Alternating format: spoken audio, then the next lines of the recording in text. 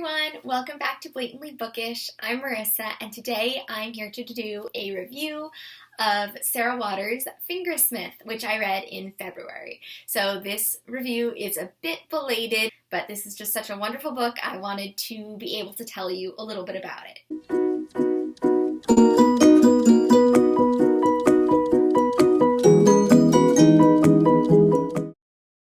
So this book really surprised me. It is so hyped up on BookTube that I was initially hesitant to read it, but I generally enjoyed it despite its hype.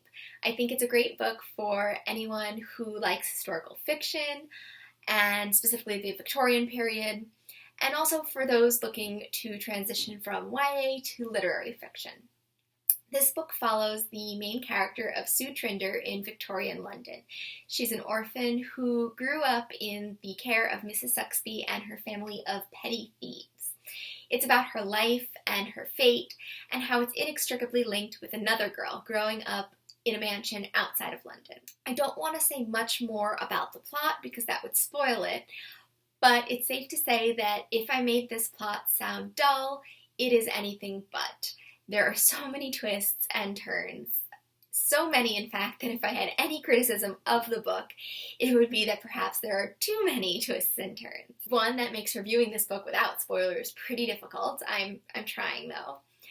And two, when something is so plot heavy like that, I worry about devouring it for the plot alone and not appreciating the rest of it or giving other aspects of the book my full attention. However, in the end, I made peace with all of its plot twists and I just accepted its twisty-turny nature as a device to demonstrate the depth of characters and how they react to the complexities of the plot.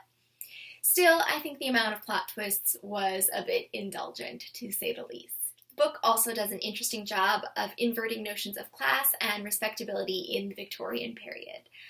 The characters who seem respectable may not be, and those who are petty thieves may end up being the most respectable of them all. It looks at ideas of family, inheritance, motherhood. What do we inherit from our parents, and how much do we actually shape our own lives, and how much is fatally encoded at our birth?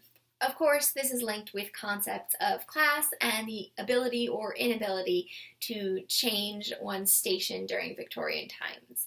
This book is also not a bad read for March Madness if you're still looking for March Madness reads. For those of you who don't know about March Madness, I'll link the video announcing it up above or down below. But basically, me and Laura from Narglecatcher and Acacia from Acacia Ives are focusing on books that look at mental illness in society. There is a character in a mental asylum in this book, and we see her harrowing life there and what it means to be hysteric or insane in the Victorian era. And finally, this book does something similar to Fates and Furies, which I did a review on ages ago, which is that it tells a story from multiple points of views, but it revisits the same events and unfurls our assumptions of those events with the added narrative. So this book just had a ton of interesting aspects overall, but I think that there may have been a little too much going on as a whole for me. Still, I gave it a 4 out of 5 stars, and I would highly recommend it. So that is all I think I can say about this book without completely spoiling it for everyone. I would love to hear your thoughts on this review down below in a spoiler-free fashion, of course. If you've read this book and want to discuss it with me more, I would love to do so.